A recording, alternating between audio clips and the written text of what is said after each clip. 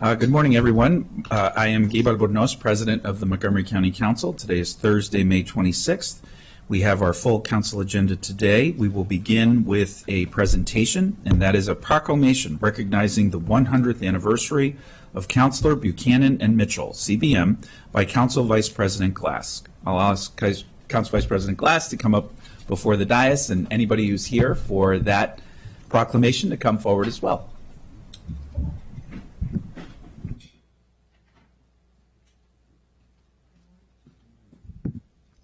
Good morning, everybody. It is a big day at the council. It's budget day. And I think it's only fitting that on budget day, when the council officially approves the $6.3 billion budget for the residents of Montgomery County, we celebrate another milestone, which is the 100th anniversary of one of our largest local accounting firms. We talk a lot about economic development here in Montgomery County, about bringing new jobs, bringing new talent, and improving our local economy. But sometimes we lose sight of those who've been here for a very long time, who have dedicated themselves, their talents, and their personnel to improving our community. And Councilor Buchanan and Mitchell is one of those companies that for the last 100 years has been really improving our community, making sure we are fiscally responsible, all of our residents, businesses, and nonprofits as well. But it really is a testament to their dedication to Montgomery County and all of their staff. And I know that in honor of their 100th anniversary, they've been taking their dedication and volunteerism across the country, from the Atlantic to the Pacific. Some of their staff members have been doing good in other places while they continue to do good here. And so I want to invite up Dan Weaver, who is a president of the company, to say some words, introduce his team, and hopefully tell us why they continue to make Montgomery County their home for another 100 years. Hey, thank you. Thanks, Evan. We're very excited to celebrate 100 years. I'm here with John Communal, Winnie Yang, and Joe Kovacs from our firm. And, one of the things that we've been most excited about, as well as serving the people, the nonprofits, businesses of the county, we've been undertaking CBM 100 Charities Initiative, which is serving 100 charities in 100 weeks. And it was a really exciting initiative. We won some awards for it. So very happy to be here. Thank you very much for the proclamation. Thank you. Anyone else want to say anything? You're good? Awesome. Here, so come on up. We'll read the proclamation and make sure we see you all continuing to do good work in the community. And depending on how the 6.3 budget goes, I might give you a call to see if we need any extra help. I hope not, but I reserve the right. So a proclamation here. Come join me. A proclamation from the Montgomery County. Whereas for 100 years, Councilor Buchanan and Mitchell PC has been providing excellent accounting services and financial expertise to not-for-profit organizations, private businesses, and individuals throughout Montgomery County and the Mid-Atlantic region. And whereas in 1921, James A. Counselor founded Counselor and Company in Washington, D.C. Counselor and Company would grow into Councilor Buchanan and Mitchell, and CBM was founded to help businesses understand the nation's new federal income tax and tax regulations. And whereas CBM is an award-winning Bethesda-based firm receiving accolades for its leadership in accounting and advisory services, CBM was named Firm of the Year in 2012 by Enterprise Worldwide. In 2016, CBM won CPA Firm of the Year by Washington Smart CEO. And whereas for its 100th anniversary, CBM employees volunteered their time and talent at 100 charities in 100 weeks. These volunteer efforts included serving meals, toy drives, and raising funds for charity, exhibiting CBM's commitment to improving our community. Now, therefore, be it resolved that the County Council of Montgomery County hereby recognizes the 100th anniversary of CBM presented on this day, May 26th, signed by me and Council President Albornoz. Congratulations and thank you for your work. Thank you. Thank you. Thank you.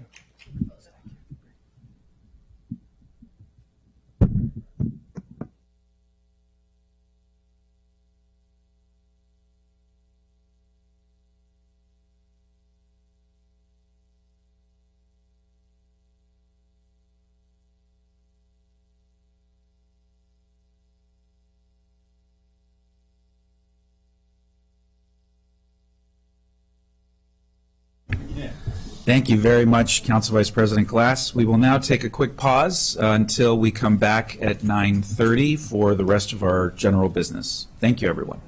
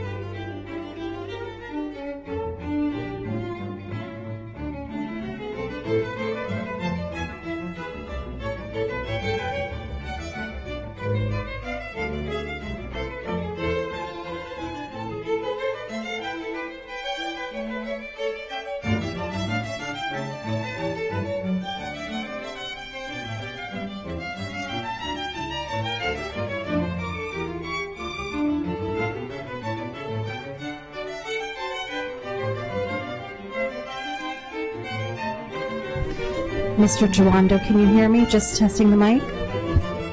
Yes, I can hear you. Can you hear me? Yes, sir. Thank you. Great. And I won't. Thank you very much.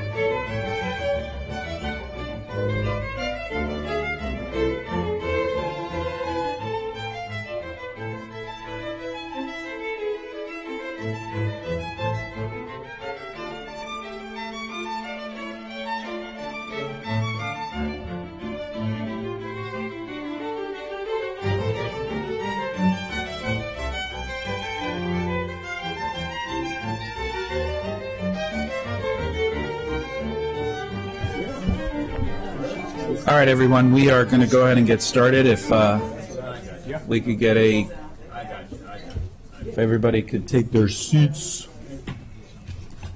I locked myself out, so I don't have a jacket yet. Oh, sorry, man. Okay, got it. I've done that before. All right. Could we go ahead and get a countdown? Good morning. We are live in 5, 4, 3, 2, 1. Good morning, everyone. Today is Thursday, May 26th. We will now continue with our full council agenda. I begin this morning with a point of privilege to discuss the elephant in the room, and that is the horrific and awful atrocities that have happened in our nation just in the last 2 weeks. What has occurred follows a pattern that is both horrific and completely and totally unacceptable.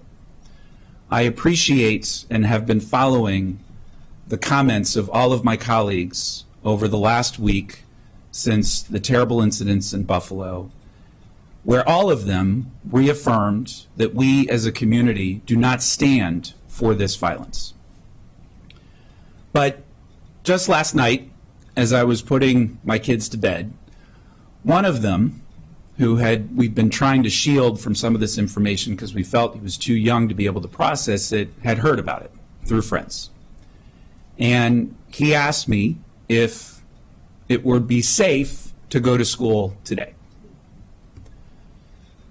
And of course, as a dad, as a parent, I assured him that everybody was doing everything to make sure that he and children around this country are safe, and that elementary school is a safe place for him to be able to play and see his friends. But candidly, in the back of my mind, like a cancer growing, I find myself increasingly not knowing whether with 100% degree of confidence I can assure that that is the case. We have a pandemic of growing and epic proportions in our community that is related to gun violence, and it has gotten to a point where we as a nation have to come together. This is not a Republican issue. This is not a Democratic issue. This is a humanity issue. This council last year enacted legislation at the local level through a zone text amendment, because it's the only thing we had at our disposal, to curb the sale of ghost guns in our community. And the General Assembly, thanks to their leadership, has passed that at the state level.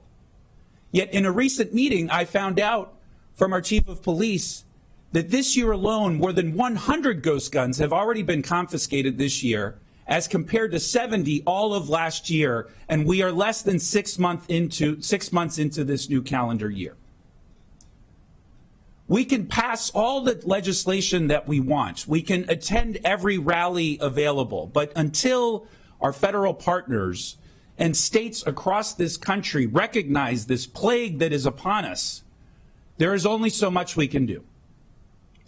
And so, rather than a moment of silence, which feels completely inadequate right now, I'm calling for a moment of action.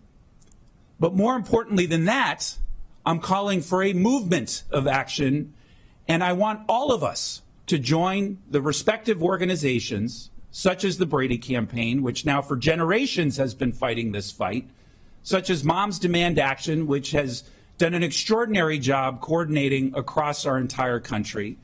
And I ask every resident to please visit theirs and the websites of other organizations that are actively engaged and involved in this space.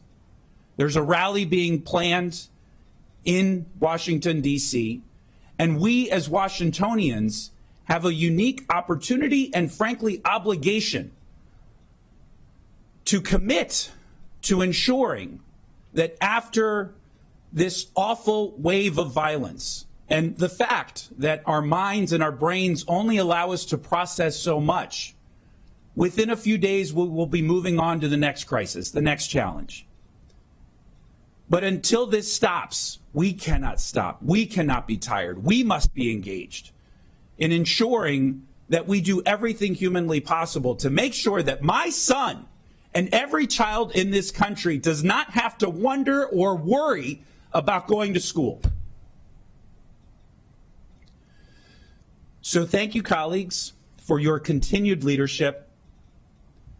Thank you to our community for your continued commitment. Thank you to our federal delegation for the fight that you are fighting.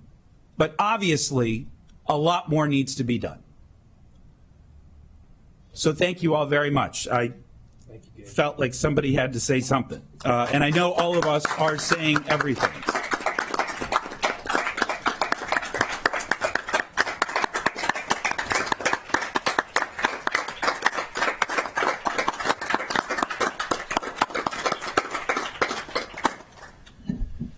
All right. On a significantly lighter note, we move on to general business. Madam Clerk, are there any announcements?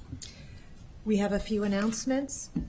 First, the District Court Council session, action Silver Spring Downtown Adjacent Community Plans. There's a correction. Fed Committee recommends approval with amendments. We've added 4 items to the consent calendar. The first is a supplemental appropriation to the county government's FY22 capital budget, an amendment to the FY21-26 capital improvement program, Montgomery County Government, $909,000 for the appellate court judges chambers project. The public hearing for that is scheduled on June 21st, 2022 at 1:30 p.m. We've added an introduction to a special appropriation 2288 to the county government's FY22 operating budget, an amendment to the FY21-26 capital improvements program, Montgomery County Government, Montgomery County Fire and Rescue Service, Goody Drive Community Services Building, $500,000. The public hearing action is scheduled for June 14th, 2022 at 1:30 p.m. We've also added the introduction of a special appropriation to the county government's FY22 operating budget, Department of Police, COVID-19 ARPA relief funds, $731,125. The public hearing action is scheduled for June 14th, 2022 at 1:30 p.m.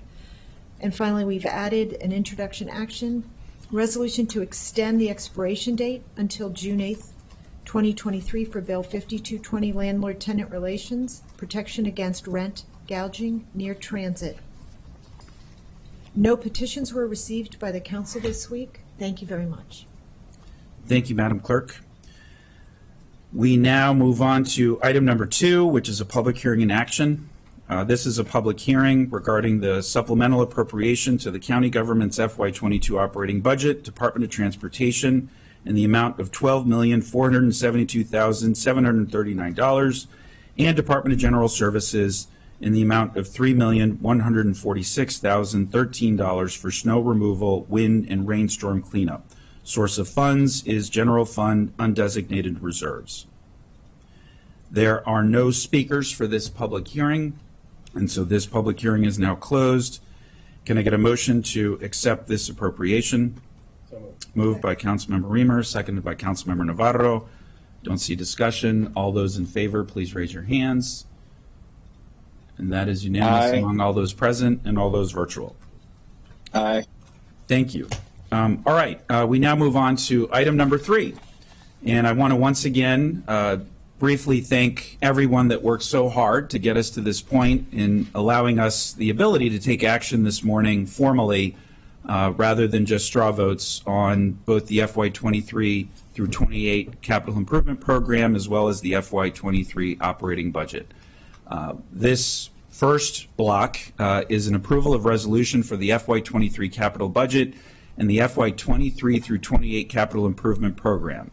It includes county government, Montgomery County Public Schools, Montgomery College, Maryland National Capital Park and Planning Commission, Revenue Authority, Housing Opportunities Commission, aggregate capital budget for county general obligation bonds, spending affordability guidelines, aggregate capital budget for park and planning bonds, spending affordability guidelines, FY23 state participation. Can I get a motion to accept this block of resolutions? Moved by Councilmember Rice, seconded by Councilmember Friedson. See no discussion. All those in favor of this block, please raise your hands. And that is unanimous among all those present. Councilmember Joando Aye. and virtual. That moves us on to the next block. This is also action for approval of resolutions to the FY23 operating budget. This includes line items 10 through 15, county government, Montgomery County Public Schools, Montgomery College, Maryland National Capital Park and Planning Commission, administrative expense budget of the Washington Suburban Transit Commission, aggregate operating budget spending affordability guidelines. Can I get a motion to accept this block? Moved by Councilmember Navarro, seconded by Councilmember Rice. All those in favor, please raise your hands. And that is unanimous among all those present and virtual. That moves us on to the next block, which is an action to approve the resolution for line items 16 through 21. This includes WSSC Water FY23 through 28 Capital Improvements Program, WSSC Water FY23 Capital and Operating Budgets, County Cable Communications Plan, resolution to establish the FY23 property tax rates, resolution to authorize the substitution of current revenue for general obligation bonds in FY23, resolution to set amount of property tax credit for income tax offset. Can I get a motion to accept this block? Moved by Councilmember Katz, seconded by Councilmember Friedson. All those in favor, please raise your hands. And that is unanimous among all those present. All right. Feels anticlimactic, all that work in less than 1.5 minutes. All right, we move on to item number 4, which is a district council session, and we start with item number A. This is the Silver Spring Downtown and Adjacent Communities Plan. I will, we have voted on this twice, but I understand there is going to be a motion to make an adjustment to what we have discussed thus far, but I'll turn it over to the chair of our Planning, Housing, and Economic Development Committee, and then Ms. Nadeau and Ms. Dunn to provide us with the overview. Councilmember Reamer. All right, thank you. Well, we have taken this through committee and council sessions, so I think today is our final chance to take a look and make any final changes and then move to completion. I'm really pleased with this plan, and I think it has achieved a number of really important objectives for downtown Silver Spring and for Montgomery County as a whole. And I'm looking forward to seeing how it builds and improves over time. But there are a number of really important components to it, whether that is adding sufficient density and height to the plan in a very predictable and transparent way for the private sector to be able to make significant investments there and to create the kind of downtown environment that's going to really bring vibrancy and commercial and residential investment, or the rezonings of certain properties that traditionally have been outside of the CBD, but that needed to be reviewed and revisited and ultimately revised. I think this plan makes some bold changes that, as a resident of the area, have always been on my mind. I know I've said this a few times, but I still sort of marvel at our ability to make this change. There are several blocks adjacent to downtown Silver Spring that are west of Grove Street, in between Grove and Fenton, that really are out of place. Everything is out of place there because there are single-family properties right next door to very large apartment towers. And I'm glad the apartment towers are there. I want to be really clear about that. It is often a cause to reflect on the importance of existing large affordable apartment buildings that I'm sure were once built and marketed as luxury apartments and today are the county's vital affordable housing supply. But right next to those really large buildings are single-family properties, and that does not work. It does not make sense. So this plan actually addresses that and allows for a future of a more intentional and, I think what will ultimately be much more pleasing built environment there around downtown Silver Spring, and will bring more housing and along with it, improvements to certain intersections so that they're more walkable and bikeable. We've also taken some steps with some of the existing the garden style communities, and this plan did not recommend really any changes to them. We have envisioned the opportunity for the application of a floating zone, And we'll see how that progresses, because the property owners there had not expressed any interest in change during the whole planning process, and so we're assuming that that's the reality of the situation. But if a property owner does want to move forward, perhaps something changes hands, there is now a path for adding density while preserving affordability. So we'll be interested to see how that plays out. And there's a lot of amazing infrastructure envisioned in this plan: green streets, a bridge over the CSX tracks to reunite the south and the rest of downtown Silver Spring, urban parks, a significant improvement to Jessup Blair Park, the long-term preservation of the park environment on Newell Street, a signature educational facility in downtown Silver Spring. It could be a high school, we hope, or Montgomery College facilities as well. There's all kinds of possibilities. So I think this plan shows what happens when you unleash a lot of creative minds and you bring them through those are in the community and on the professional staff, and you bring them through a process together. So with that, I'll turn it to you, Pam and Lavu, for any comments, and then I think there's one additional tweak we're going to take up here this morning. Great. Good morning. Thank you, everyone. Yes, it's exciting to be here at the conclusion of the Silver Spring Plan. We really appreciate all the hard work and the communication that we've had with planning staff over this process. We've worked great together trying to bring forward to the committee over 8 work sessions and to the council over 3 all the information that you need to have made the changes that you made to this plan. It's exciting to see that it's getting adopted and then how it will evolve over time for this really important part of our county. So we're excited about that. Just to note, we posted the resolution, which has been before the council. We posted it about a week ago on the council's website. We also posted it within a couple days of this agenda item today. There have been 2 or 3 very minor changes made since then, but mostly those have to do with either a typo or some number that was incorrect. And we always conferred with planning staff on those. There's 2 or 3 of those. They are very, very minor. But that's it. No other material changes that we've made to the resolution that's before you, but I imagine you'll have some further discussion. I don't know if Ms. Nadeau wants to say anything.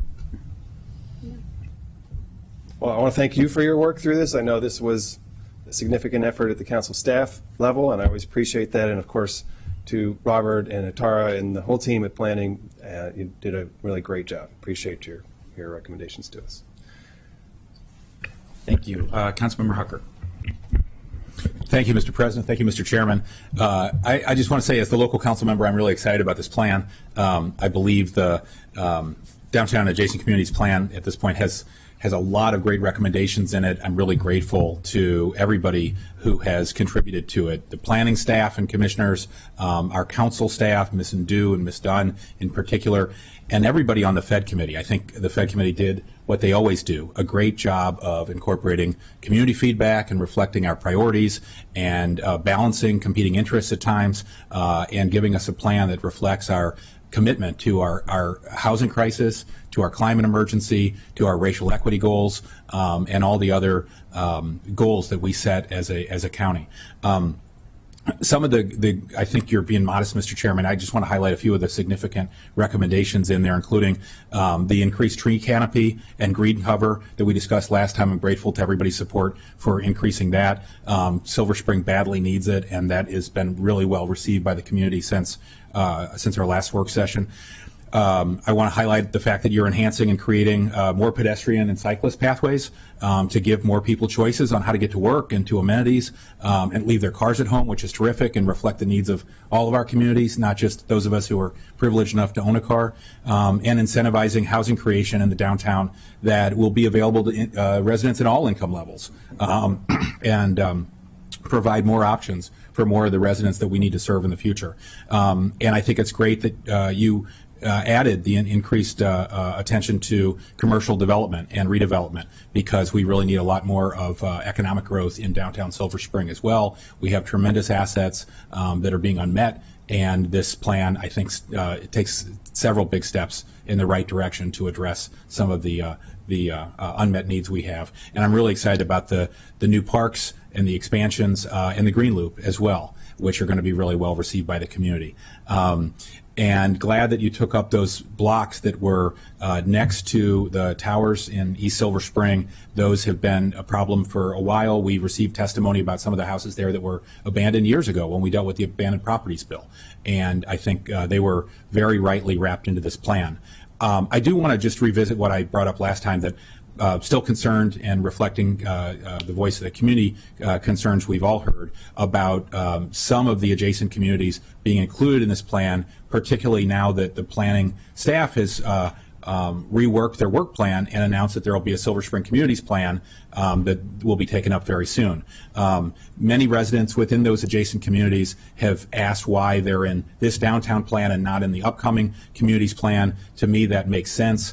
Especially under the difficult circumstances we've had over the last year, to give people an opportunity to make their voices heard in that plan and put all those neighborhoods that look consistent in the same plan together. So I'm proposing that we take a look at council staff sketch that proposes to remove certain blocks from the adjacent communities from this plan while keeping the blocks that were already proposed for rezoning by the Fed committee that provide an important benefit to Fenton Village and allow more community support to that important area as well. So I would like to move a revised plan boundary that removes the, and Ms. Dunn will tell me if I'm wrong, but that removes the Woodside and Woodside Park properties out of the SSDAC plan in light of the upcoming communities, Silver Spring Communities plan.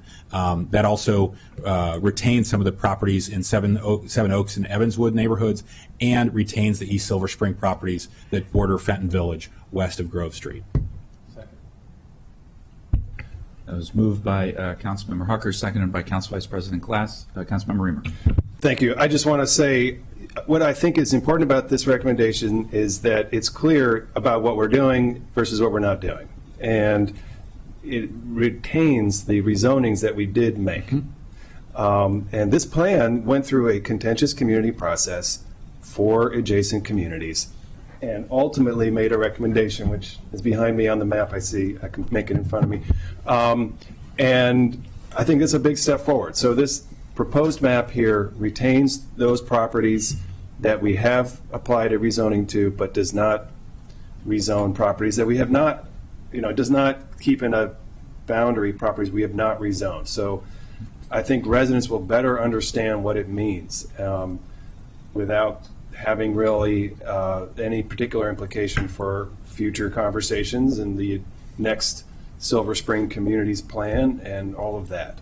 So I think it's, I'm happy with either way, but I'm happy with this way as well.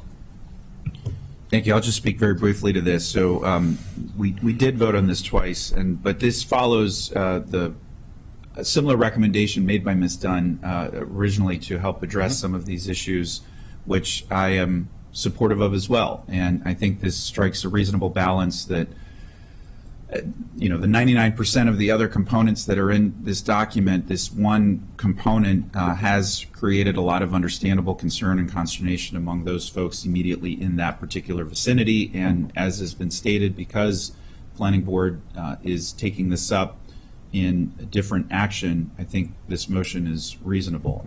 So I will be supporting it. Any other discussion? No.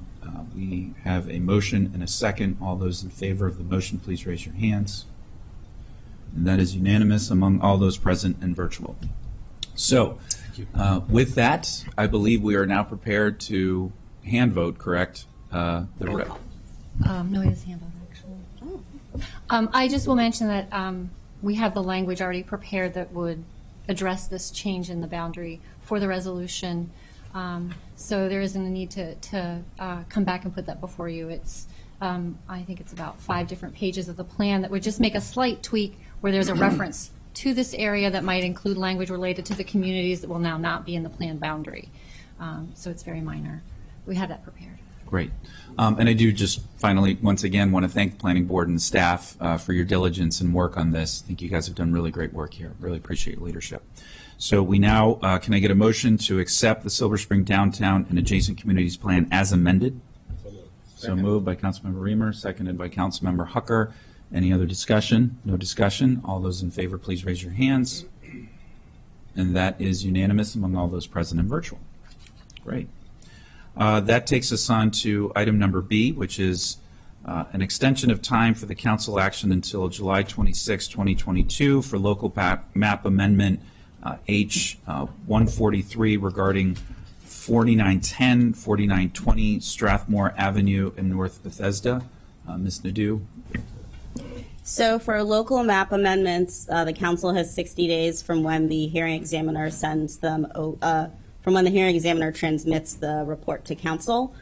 Because of the schedule with budget, and then also because of the granting of a request for oral argument, an extension is going to be needed. Day 60 would fall June 6th, when council is obviously not meeting.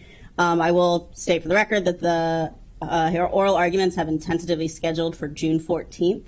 But council staff drafted the resolution and had the extension go to July 26th, just in case any additional time is needed, so we don't have to do extensions twice. So it's a motion to extend till July 26th, which is about an additional month or two from when we'd normally have to have reviewed it. I don't see any comments from colleagues. Can I get a motion to accept the extension? Moved by Councilmember Friedson, seconded by Councilmember Rice. All those in favor, please raise your hands. And that is unanimous among all those present and virtual. Great. That takes us on to the consent calendar. I'll note there has been a request from a colleague to remove item number F from the consent calendar, and we will take up the consent calendar items A through E and then dispose of F independently, which I will provide some context and background for before we take that action. Can I get a motion to accept the calendar items A through E? Moved by Councilmember Friedson, seconded by Councilmember Rice. All those in favor, please raise your hands. That is unanimous, which takes us on to item number F. And I will provide a little bit of context and background because I know there has been some questions about this. So Councilmember Jawando introduced Bill 5220, which is a resolution to extend the expiration, well, it's the landlord-tenant relations, protection against rent gouging near transit.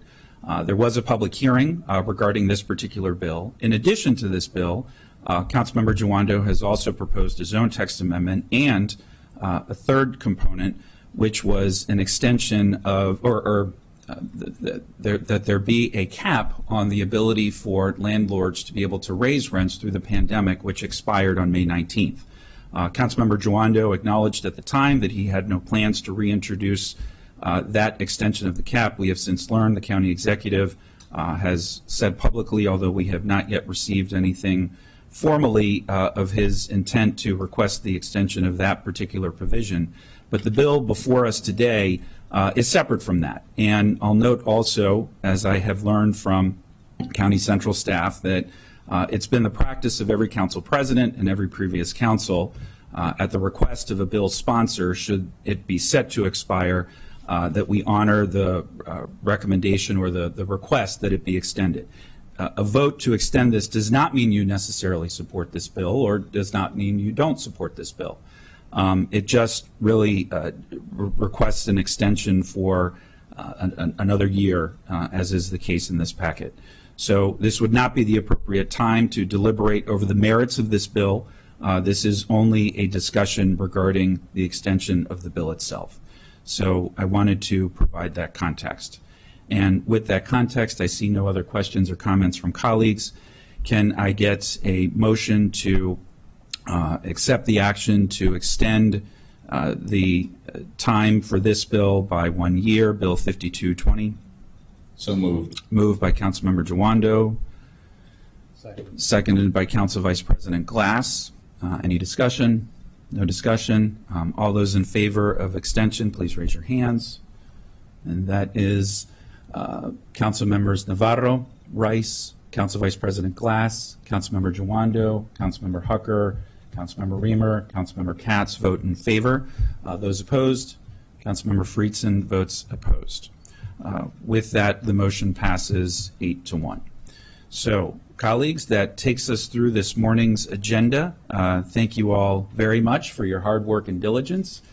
We are going to be gathering to celebrate the end of another very important and successful budget tenure. And I do have one quick announcement. Tomorrow at 5 o'clock, Mayor Bridget Newton has reached out to the council and the county executive to partner on a event to hold a rally on the steps of the Gray Courthouse here in downtown Rockville to once again come together as a community and denounce the gun violence that we have seen across this country and in our own community. And we encourage all those that would like to come and participate to do so. Thank you, colleagues, and with that, we are adjourned.